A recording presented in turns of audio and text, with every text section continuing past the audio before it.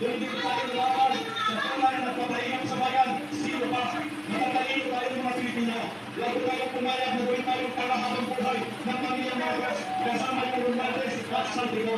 Sila lang po na may kasalanan. Sila lang po na sindikato sa ating bayan. Huwag na pangalan ng ating mga sarili. Araw-araw po tayo magpapagul. Araw-araw po tayo maghihirap. Sinalatan po tayo ng patas para sa mahal nating Pilipinas. Sila ay mga lalo na makakapagkata ang Pilipino dahil sa konvensyon ng Bumisin na tayo bayan. Ito po ang ating ibata. Ito po ang kulay na pagkakahanap na dapat alat ko kayo. Hindi kapit bisik. Alisin po natin ang personal agenda. Alisin po natin ang personal na interest ko ninyo. Kahargaan po ng sabalang Pilipino. Kahargaan po ito ng mga kamatahan.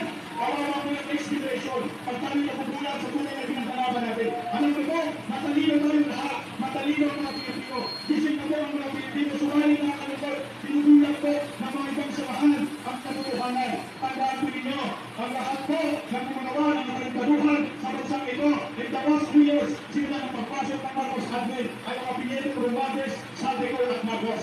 Walang Saldico kung walang Romualdez. Walang Romualdez kung walang Marcos. Lahat sila ang pinagting ng mga bayan. Tapos sila po natin isigaw, Marcos Rizal!